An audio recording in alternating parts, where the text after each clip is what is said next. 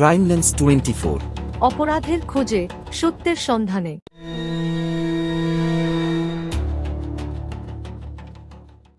হ্যাঁ, এটা নিয়ে দেবে এই কথা বললে ও টাকা পয়সা নিয়েছে।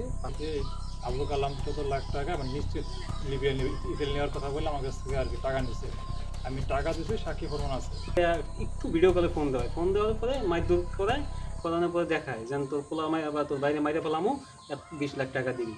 আমার মামলার চার্জশিট এই যে দেখেন বিএম রুবেল তার মামলার কাগজ, কিন্তু এই মামলা করার পরে সে 3 মাস পরে জামিনে বের হয়ে আসা আরেকজনের মারফত দিয়া তার নামে একটা মিথ্যা মামলা দেওয়ায় সেও নাকি। প্রিয় দেশবাসী, আপনারা দেখতে পাচ্ছেন এই যে মামলার উল্টা আরো এদেরকে ভুক্তভোগীদেরকে উল্টা আরো মামলা দিয়ে হয়রানি করছে আবুল কালাম আজাদ।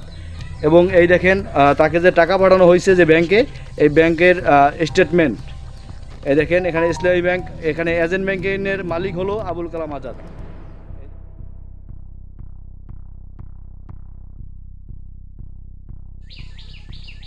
আসসালামু আলাইকুম সুপ্রিয় দেশবাসী, আমরা এই মুহূর্তে অবস্থান করছি মাদারীপুর শিবচর থানাধীন দক্ষিণ চরকানাকান্দি। আমরা এই মুহূর্তে শুনবো ইতালি মানি স্বর্ণের হরিণ। এই স্বর্ণের হরিণের জন্য ছুটছে অসংখ্য যুবক এবং যার প্রতিফলন হিসেবে তারা তাদের জীবন দিয়ে খেসারত দিতে হচ্ছে।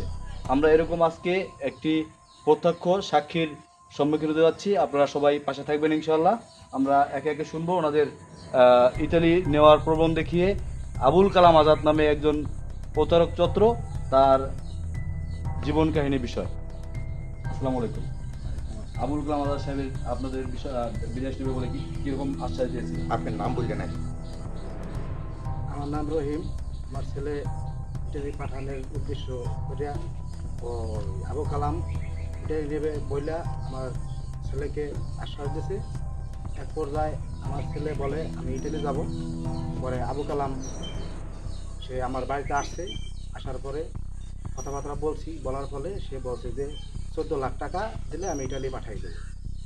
হ্যাঁ, তা আমি বললাম যে 14 লাখ টাকা ইটালি পাঠাই দেবা, ঠিক আছে, তাই কীভাবে? পরে বললো কি লিবিয়া দিয়া ইটালি। পরে আচ্ছা ঠিক আছে, তাই অবৈধ পথে হ্যাঁ ইটালি নিয়ে দেবে এই কথা বললে ও টাকা পয়সা নিয়েছে, পাসপোর্ট নিয়েছে। প্রথমত 1 লক্ষ টাকা নিয়েছে, পাসপোর্ট নিয়েছে। তারপরে আর ব্যাংকে পয়সা বাদ বাকি 13 লাখ টাকা নিয়েছে। 13 লাখ টাকা নেওয়ার পরে কিছুদিন পরে বলছে গেম দেওয়ার পরে ও গেম দিয়েছে কিনা জানি না, বলে কি কিছুদিন পর বলে কি যে আপনার ছেলে ধরা খাইছে তাই ই করো, ছুড়াও। তাই কি আমরা ছুড়াইতে পারবো না, আপনারা ছুড়ান।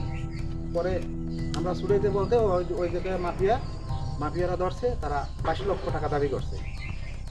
হ্যাঁ, মানে মায়ের দৌড় দিয়ে 22 লক্ষ টাকা দিতে হবে। এই 22 লক্ষ টাকা মায়ের দৌড় দিয়ে কি আপনাদেরকে ভিডিও কলে দেখানো হইতো?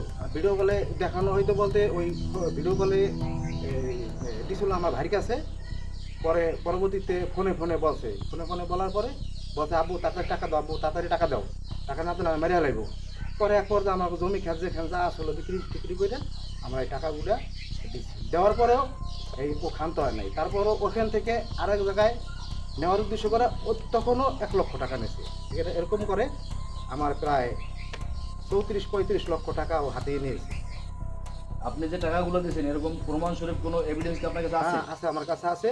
এই ফার্স্টে যে টাকাটা নিয়েছে এই টাকাটা নিয়েছে ব্যাংকে বইয়ে, ওটা টাকার কোনো ই নাই, মানে ডকুমেন্ট নাই, সাক্ষী আছে। পরবর্তী যে টাকাগুলো নিয়েছে সেই টাকাগুলো ব্যাংকের আছে, রিসিট আছে আমার অ্যাকাউন্ট থেকে। আমার মানে যেগুলো অ্যাকাউন্ট ট্রান্সফার করছেন ওগুলো রিসিট আছে, যেগুলো হাতে দিয়েছেন তার কোনো এভিডেন্স নাই আপনার কাছে? নাই, আর সাক্ষী আছে। আমার লোকজন নিয়ে টাকা দিচ্ছি, সাক্ষী আছে।